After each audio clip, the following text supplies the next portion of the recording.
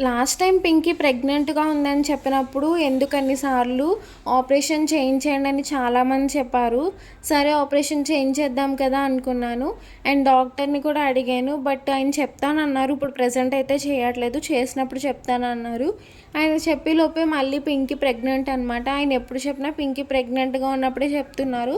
So మనం అప్పుడైతే operation చేయించలేము కదా! సో నార్మల్ డాక్టర్స్ ఎవరు ఈ ఆపరేషన్స్ చేయరనమాట.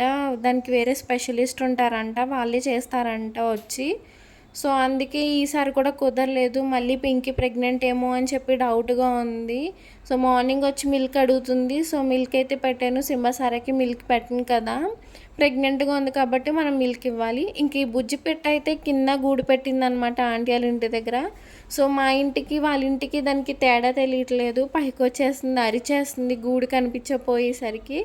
సో పింకీ ప్రెజెంట్ అయితే ప్రెగ్నెంట్. సో పింకీ ఎప్పుడు 2 బేబీస్‌నే పెడతదనమాట. ఆ 2 బేబీస్‌లో ఒకటి మెయిల్, ఫీమేల్ ఎప్పటినుంచో అలాగే పెడుతుంది. 3 టైమ్స్ అలాగే పెట్టింది. బట్ అవి కూడా సేమ్ వాళ్ళ మదర్‌లానే ఉంటాయన్నమాట.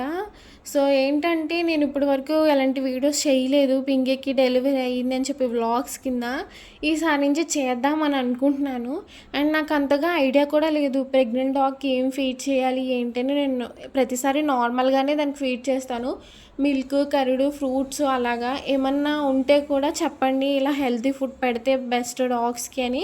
సో నేను గూగుల్‌లో ఆటిల్లో కూడా చూశాను కానీ నాకు ఏవేవో చూపిస్తుంది. అవన్నీ మనం వాటికి ఫీడ్ చేయొచ్చో లేదో తెలియకుండా చేయకూడదు కదా!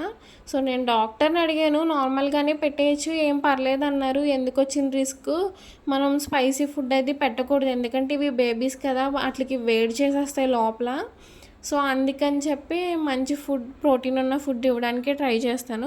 ఈసారి ఎలా పుడతాయో చూద్దాం బేబీస్. ఆ సింహగాడికి ఉండే భయానికి కష్టాలన్నీ వాడంతట వాడే తెచ్చుకుంటాడనమాట.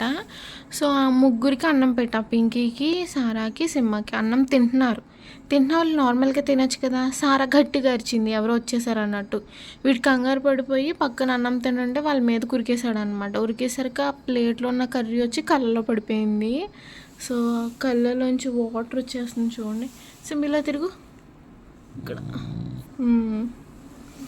సో అది కష్టం అనమాట. చాలాసేపు రఫ్ చేసుకున్నాడు. వాటర్తో క్లీన్ చేసాము. ఇంకా నిద్ర వచ్చి బొజ్జు ఉంటున్నాడు.